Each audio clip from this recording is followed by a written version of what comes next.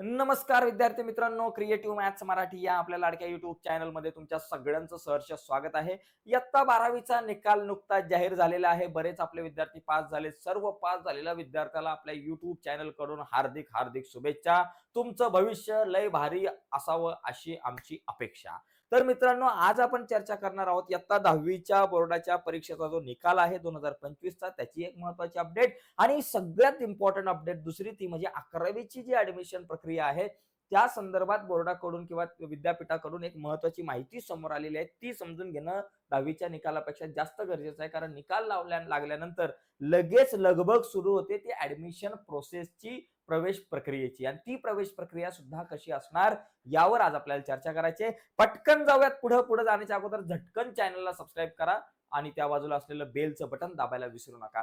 तर बघा मित्रांनो, इयत्ता 12वीचा निकाल या आठवड्यामध्ये लागला आणि 10वीचा निकाल जो आहे तो सुद्धा आता या आठवड्याभरामध्ये लागेल, कारण 15 मेच्या आत इयत्ता 10वीचा निकाल लागणार असं जाहीर करण्यात आलं होतं. परंतु लवकरच इयत्ता 10वीचा निकाल लागेल. पण तो निकाल लागण्याच्या अगोदरच ऍडमिशन प्रोसेसच्या संदर्भात, प्रवेश प्रक्रियेच्या संदर्भात पुढे एक महत्त्वाची अपडेट आलेली आहे की 19 मे पासून मित्रांनो ही प्रवेश प्रक्रिया सुरू होणार आहे. कधीपासून? 19 मे पासून इयत्ता 11वीची प्रवेश प्रक्रिया सुरू होणार आहे. ती कशी असणार आहे ते आत्ताच समजून घेणार तर नंतर तुमची गडबड होणार आहे. ही प्रवेश प्रक्रिया कशी असणार आहे, यासाठी कुठली कागदपत्र लागणार, नेमके काय असेल, या सगळ्या गोष्टी आणि ही बातमी जी आहे ही बातमी आपण समजून घेऊयात. ओके, आता बघा या ठिकाणी या बातमीमध्ये काय म्हटलेलं आहे आजच्या, की राज्यभरात 11वी प्रवेश प्रक्रिया ऑनलाईन होणार आहे. मित्रांनो, संपूर्ण राज्यभरात ऑनलाईन. या अगोदर जर आपण बघितलं मागच्या वर्षी संपूर्ण राज्यभर प्रवेश प्रक्रिया ऑनलाईन नव्हती. महाराष्ट्रातल्या काही मोठ्या मोठ्या शहरांमध्येच आणि त्याच्या आजूबाजूच्या भागांमध्येच ही प्रवेश प्रक्रिया ऑनलाईन होती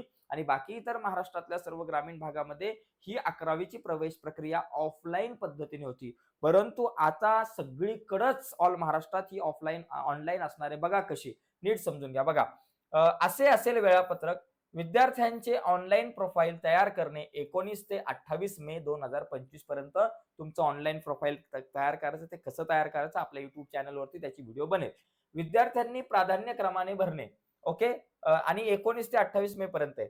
आता पुढे बघा, प्राधान्यक्रम म्हणजे तुम्हाला कुठल्या साईडला, कुठल्या कॉलेजला ऍडमिशन घ्यायचं, या सगळ्या गोष्टी बघा. आता इथं इयत्ता 10वीच्या निकालाबाबत अद्याप राज्य मंडळाकडून कोणतीही तारीख जाहीर करण्यात आली नसली तरी शिक्षण विभागाकडून 21 मे पासून 11वीच्या प्रवेशासाठी ऑनलाईन नोंदणी प्रक्रियेस सुरुवात होणार आहे. यंदापासून संपूर्ण राज्यामध्ये उच्च माध्यमिक शाळा आणि कनिष्ठ महाविद्यालयांमधील 11वी प्रक्रिया ऑनलाईन पद्धतीने राबवण्यात येणार आहे. म्हणजे या वर्षीची तुमची प्रवेश प्रक्रिया ऑनलाईन असणार आहे. आपला चॅनल सबस्क्राईब करून ठेवा, कारण या चॅनलवरती मी ऑनलाईन प्रवेश प्रक्रियेचे फॉर्म कसे भरायचे त्यावर तुम्हाला डिटेल्स मार्गदर्शन करेल. 11वीची प्रवेश प्रक्रिया यापूर्वी मुंबई, पुणे, पिंपरी चिंचवड, अमरावती, नागपूर, नाशिक आणि छत्रपती संभाजीनगर या 6 महापालिका क्षेत्रांमध्ये ऑनलाईन पद्धतीने राबवण्यात येत होती. मात्र प्रवेश प्रक्रियेत सुसूत्रता, पारदर्शकता आणि गैरप्रकाराला आळा बसावा. गैरप्रकाराला आळा बसावा, चुकीच्या पद्धतीने डोनेशन घेतलं जातं, मोठा भ्रष्टाचार पण होतं शिक्षण व्यवस्थेमध्ये आपल्या. यासाठी संपूर्ण राज्यामध्ये यंदापासून प्रवेश प्रक्रिया ऑनलाईन पद्धतीने राबवण्याचा निर्णय शालेय शिक्षण विभागाने घेतला आहे.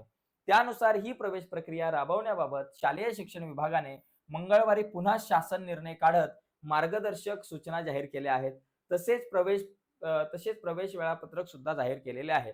शिक्षण उपसंचालक कार्यालयामार्फत 19 ते 28 मे पर्यंत करता येणार आहे. म्हणजे बघा पुढे बघा, ही जी प्रवेश प्रक्रिया ती 19 ते 28 मे पर्यंत सुरू राहील.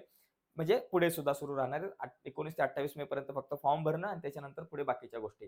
पुढे बघा, त्यानंतर राज्यभरातील शासनाने निर्धारित केलेल्या अधिकृत ऑनलाईन पोर्टलच्या माध्यमातून महाविद्यालय निवडण्याची मुभा देण्यात येणार आहे.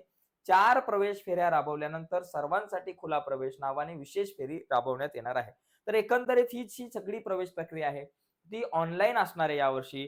त्यामुळे आपल्या सगळ्यांना विशेष काळजी घेणं खूप गरजेचं आहे. ओके, त्यामुळे मित्रांनो, आपल्याला या वर्षीच्या 10वीच्या रिझल्ट नंतर 11वीच्या प्रवेश प्रक्रियेची जी लगबग आहे ती ऑनलाईन असणार आहे. त्यामुळे आता आपल्याला काय करायचंय, ही सगळी प्रवेश प्रक्रिया तर सुरू होईल 19 तारखेपासून आणि 10वीचा निकाल सुद्धा लागेल.